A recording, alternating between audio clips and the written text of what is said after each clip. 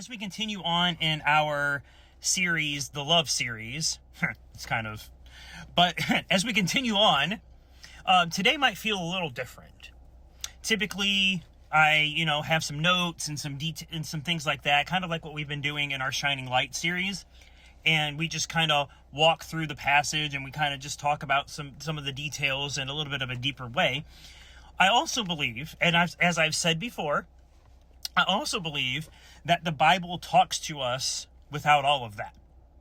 I don't get me wrong. I think it's good and it's great to dive deeper into this, to get like maybe the cultural context or those kind of details. I believe that's wonderful and you should do it. But I also believe that the Bible is God's primary source of speaking to us, and the Bible will speak to us if we allow it to.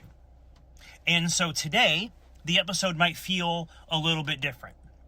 It's going to be less of that like verse by verse walkthrough type stuff that we've been doing, especially in our Shining Light series as we've been going through the Gospel of John. So it may feel a little more like we're just talking and we're reading the text and we're just diving into it and we're seeing what God calls out to us as we talk about this topic. And as I introduced last week with this series, we are kind of walking through the love languages, but in a different way. This series is not a marriage series or a parenting series or any other kind of friendship or other kind of relationship. It's an overall love series, right? It's if we can get this idea of loving better or loving different or seeing how Jesus does it and trying to do that as best we can, how will that help our marriage? How will that help our relationships? How will that help our people in our neighborhood? And how will that help our kids? And so that's what we are doing. And as we're walking through, we are using as kind of like a small foundation, the 5 Love Languages by Gary Chapman, and we are using the love languages, but we're looking at them in a different way. Where we're not exactly looking at them in the context of marriage or our kids or this. We're looking at them in our context of love. And so the reason for that is, and I used this quote last week from the book, we needed love before we fell in love, and we will need it as long as we live. Love is the key, most important thing. First, we looked at 1 Corinthians last week, and we kind of walked through the first 8 verses of that chapter. But that chapter ends with, of all the things, faith, hope, and love, the greatest is love. And so this idea of love is greater than anything that we could ever need in life. Before we fell in love, we needed love. So before we got our first girlfriend or boyfriend, or before we met who would be our spouse, or things like that, we needed love from the day we were born, from our parents, from our grandparents, we need this love that we need. And so, with that being said, today we're talking about words. If you have a copy of the Bible, whether it's paper or electronic, you can open it on up to James chapter 3. And we'll get there in just a little bit. But first, I want to run through some things about love. And I think we're going to end with reading James 3. And we're going to talk through it. Nothing deep, nothing extravagant. It's just what God lays on my heart in the moment. And I like episodes like this sometimes because I feel like God is going to talk to us. And sometimes we weigh down or we put up some smoke and we miss what God might be really saying to us because, well, that's not the cultural thing. That's not the context. And sometimes God just wants to talk to us. He can talk to us word by word, sentence by sentence, verse by verse, paragraph by paragraph, chapter by chapter, through the Bible. He can talk to us that way. And so that's where we're kind of going to end today with reading James chapter 3. But we're going to be looking at some Proverbs a little bit too. And so, but first I want to start with the power of words. Vitally important. And sometimes it's not what we say, but it's how we say it. And maybe you've heard that before. Maybe it's because people can say things with like the greatest intentions, and their intentions are good, but they say it like a jerk, and it doesn't help. It's not about what we say, it's how we say it. Jesus often spoke the truth. We've seen it in our Shining Light series, and especially in the Conversation with Jesus series, when we looked at the woman at the well. Jesus told her the truth. He didn't beat around it. He said to her, you have had 5 husbands and you're living with someone now. He called her out on her, but he didn't say it. And it's, you know what, if you don't stop living with all these guys, you're just never going to get your life together. That's not what he did. And as we're going to see as we continue to go through the Gospel of John, in John 8, this woman gets brought to him who's been caught in the act of adultery. And he doesn't even really say anything to her, but he starts writing in the sand. And it's believed that what he's writing is probably the sins of the people standing there ready to throw stones. And so when I say that Jesus often came to people and he just simply said, follow me, or hey, he even said it, the woman caught in adultery, he said, hey, go and sin no more. He didn't say, yo, you know what? It's not what we say, it's how we say it. And sometimes it doesn't matter how we say it. People are just going to take it the wrong way because you're calling them out on something, and that's just the way it is too. But how we say it is vitally important.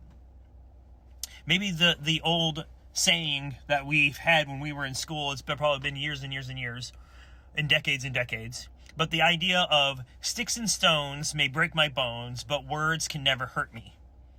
Though that rhyme isn't true, right? That thing that children learn and that we've often said ourselves isn't true, because words do hurt.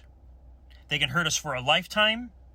They can hurt us long after, like, bones and wounds or anything have healed. Those words can affect us. Once again, it's not how we say it. It's not what we say, it's how we say it. And so it's so hard with this, because there are things that's been said to me that I still think about from time to time, that I still remember. So people going around, words can never hurt me, is not true at all, because words do hurt. And sometimes they hurt even when they're said in the most nicest way. But sometimes people are grateful for that.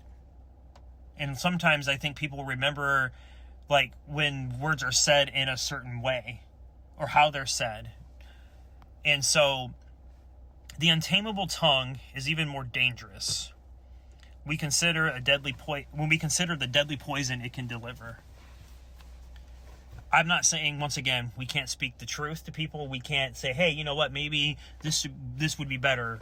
It's how we say it, right? Jesus spoke the truth. Jesus wants us to speak the truth. That's the thing. And there have been several people that have hit, like, the social media and been going viral and things like that for their, like, abrasive way they're saying things. And that's some of the problem that I have with some of that sometimes, is you're debating and you're talking with people and you're telling them the truth, but you're doing it in a hard-nosed kind of way. And maybe it's effective in some cases, and maybe it's not effective in other cases. The tongue is hard to tame, and it's full of deadly poison, it says.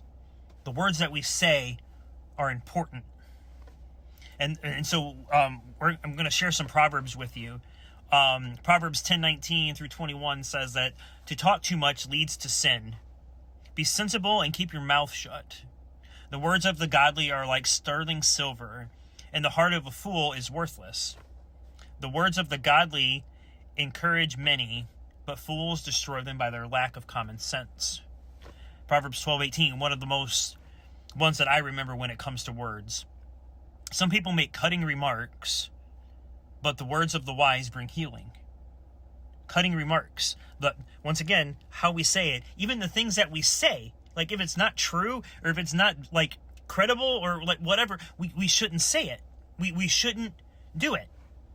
It should not be on our mouth.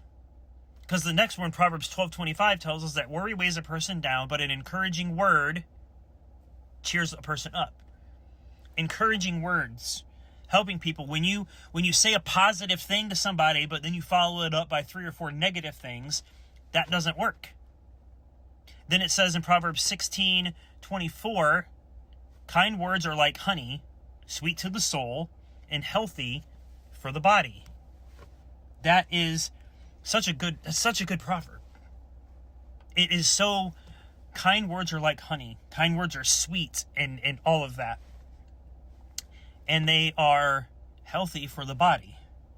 Getting torn down all the time, getting criticized all the time, getting beat up all the time with people's words and what they say, and assuming and assumptions and accusations and all of these things tend to weigh a person down. Because now they're, well, did I really do it that way? Did I really think that? Like, do they really think that of me? But all these things like that. And they start to worry about it. Proverbs 18:20 through 21, this is the last Proverbs that we'll share. It says, wise words satisfy like a good meal. The right words bring satisfaction. The tongue can bring life or death. Those who love to talk will reap the consequences. So that kind of thinks to me, like, kind of like, if you like to talk, like to bring stuff up, like to stir up the trouble, and like to do all of that stuff, like, it'll bring consequences. It'll reap the consequences of that. Words are powerful, and the way you act and how you do things, you'll reap the consequences of that. If you're constantly being critical and angry and mad and frustrated and accusing and all of that stuff, well, then don't be upset when people are defensive to you. Don't be upset when people are like adverse to you and always trying to like get you to stop. Kind words are like honey. Wise words satisfy like a good meal. That's where I said it's not about what we say, but it's how we say it. Wise words. People may not like what we're going to say, but they can't, if they don't like it, it can't be because we said it in a mean way and we're just rude and mean and critical all the time. Like, that doesn't work.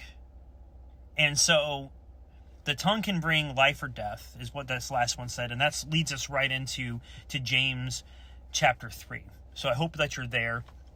And what I'm trying to say here is that words really do matter. They are so powerful, and they are so necessary. Like, it's almost like love. Like, they're complicated. Because you want to say the right thing, but sometimes it comes off wrong. Or your tone, or your attitude, or whatever. Or maybe the person just doesn't want to hear it, and that's the way that goes sometimes. But if you're saying it in a way that is so harsh, that can be, Proverbs 15:1 says, a gentle answer turns away wrath, but a harsh word stirs up anger.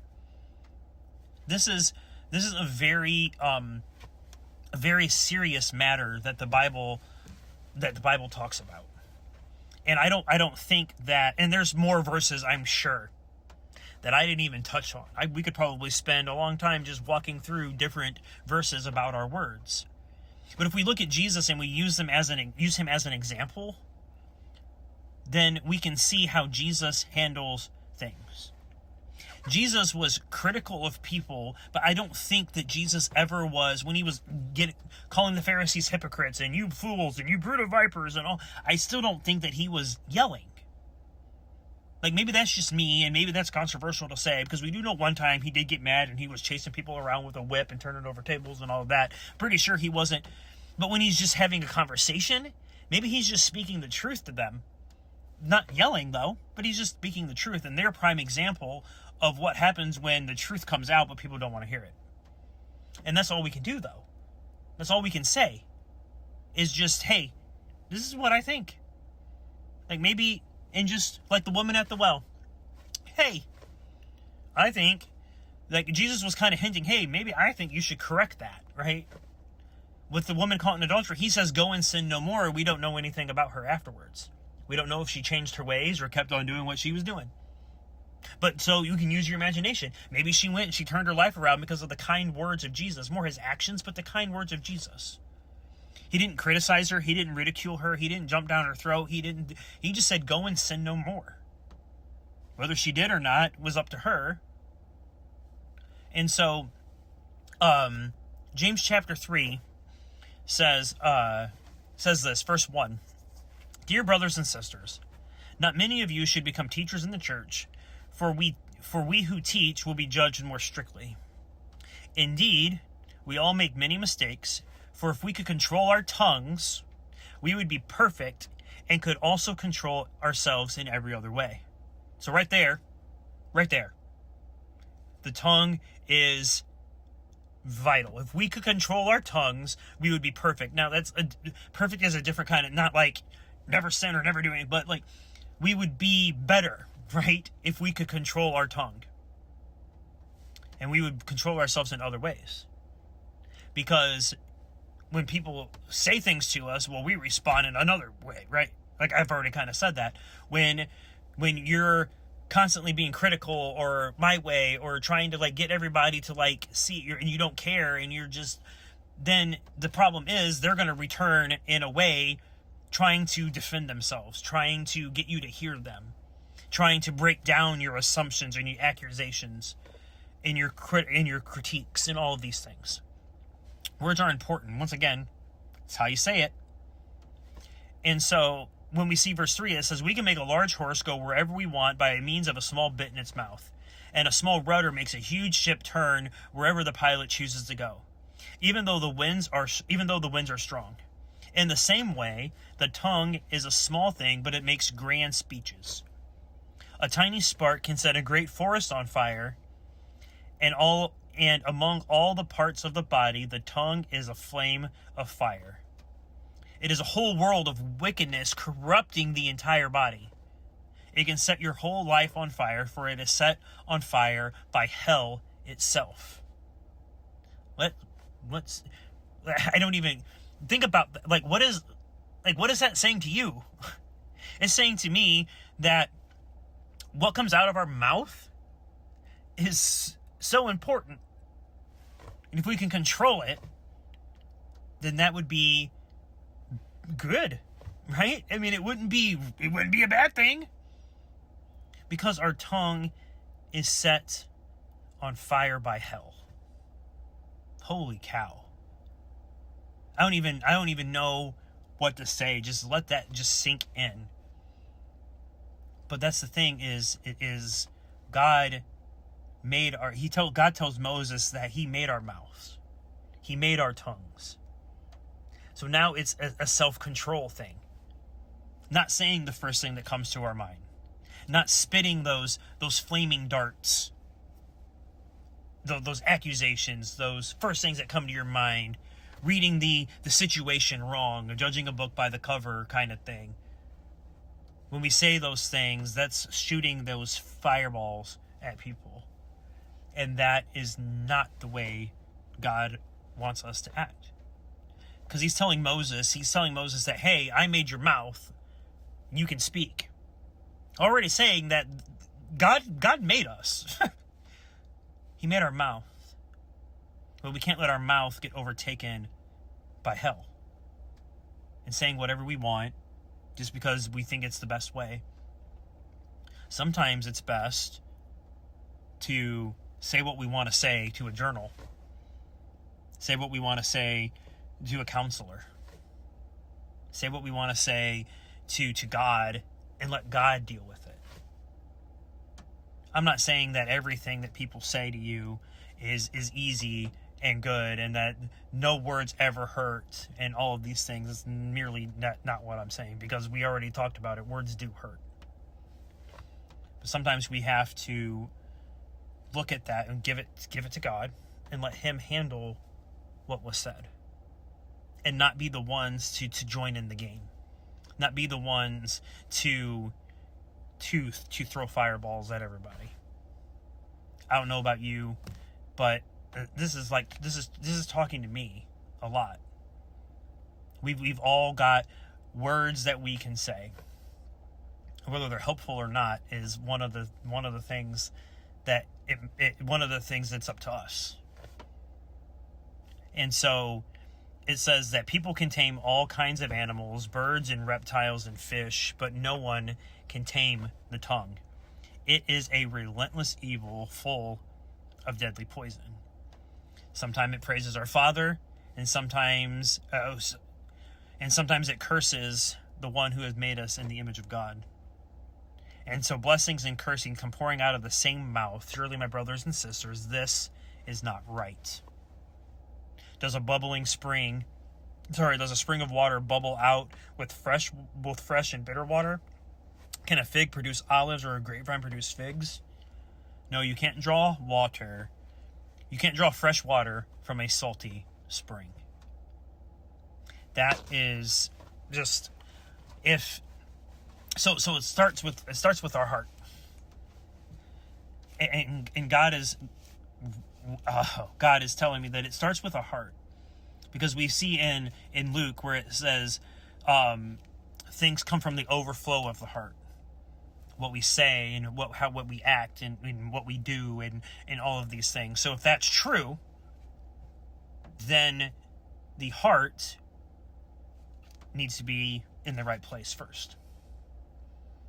Because if what we say comes from there, then that is an important place to start. So I want to end this with the question: who or what holds the reins?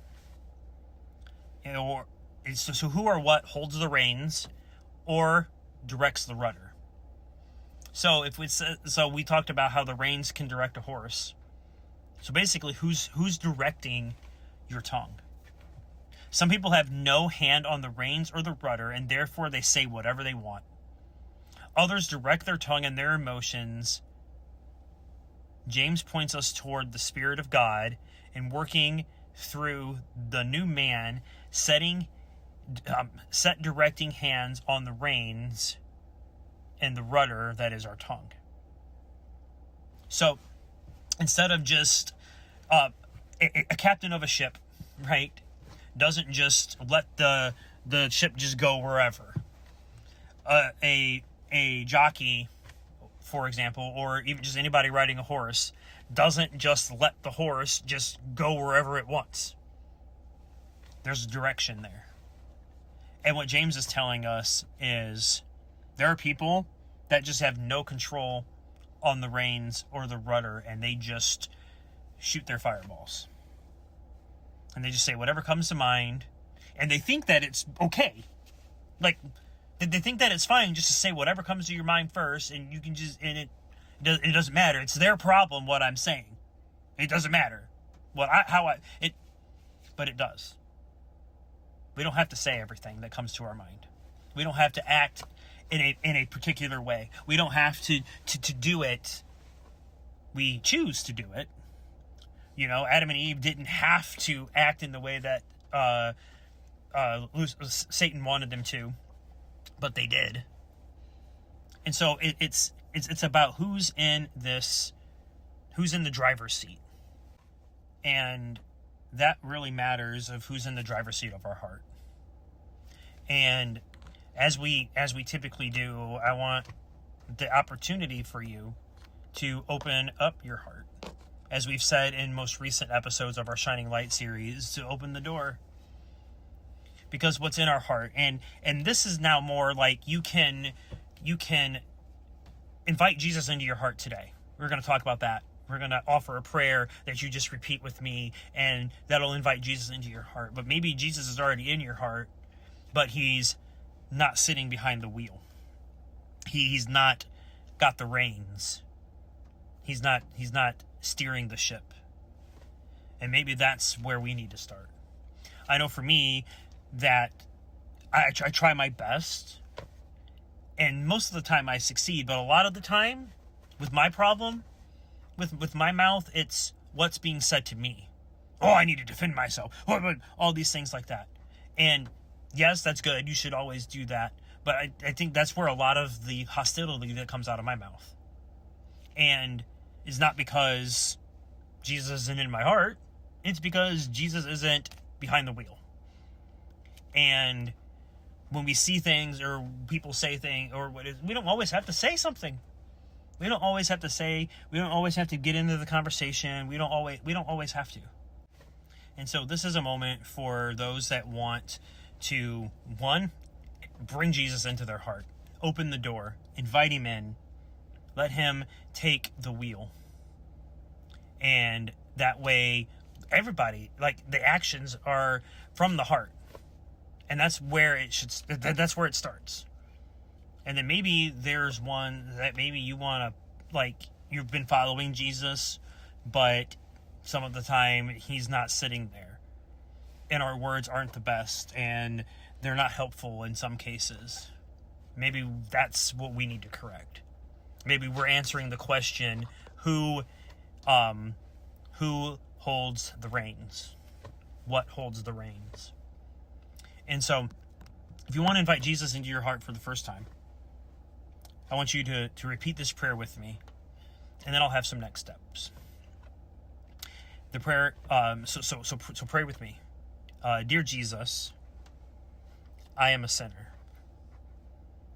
I believe that you died and rose from the dead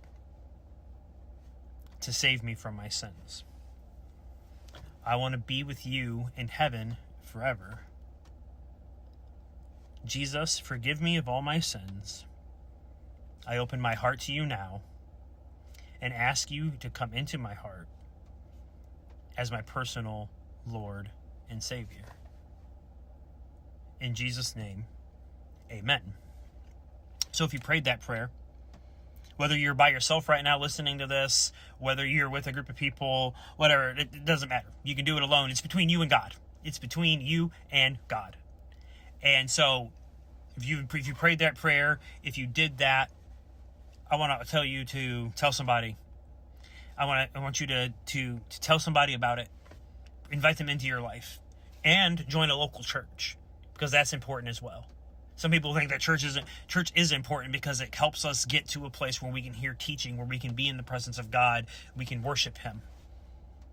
And then so also too, though, it brings in this community. We're not meant to do life alone. Jesus even had community. Jesus had friends and people around him. Ecclesiastes tells us that 2 are better than 1 and 3 is even better. So I encourage you to do that. Tell somebody, get plugged into a local church, and dive into the Gospels. Get to know all you can about Jesus. Matthew, Mark, Luke, and John, good place to start. We're studying John on this podcast. We'll resume it in a couple weeks after this series, and we're just going to keep trekking through. And then we've also got that on our archive, thepointofocus.com. If you want to go there and just look up Shining Light, that's what we're doing. There's a series called Doubt. There's a series called Conversations with Jesus. Those are all a part of the Gospel of John. And on our YouTube channel, it's all in the Gospel, is all in the Shining Light playlist. And so you can go check that out. You can just dive in to the Gospel of John there. Because the Gospel of John shines light on Jesus, who he is, what he does, why, and all of that. And then you've got the teachings of Jesus in the Gospel of Matthew. So read that. You've got the Sermon on the Mount and different parables. And then Luke and John and the rest of the New Testament were written by people that experienced Jesus. And so it's important to read it all. And the Old Testament is there too. The New Testament quotes the Old Testament, all of that stuff. So I encourage you to do all of that. And for those that are maybe recommitting their heart or giving up the wheel, I encourage you to do that this week. I encourage you to keep questioning who has the wheel, who has the reins, who is steering the ship. And see what happens when we go to say something. If Jesus is in control, we won't say it. So that's just a way to look at it. Words are powerful.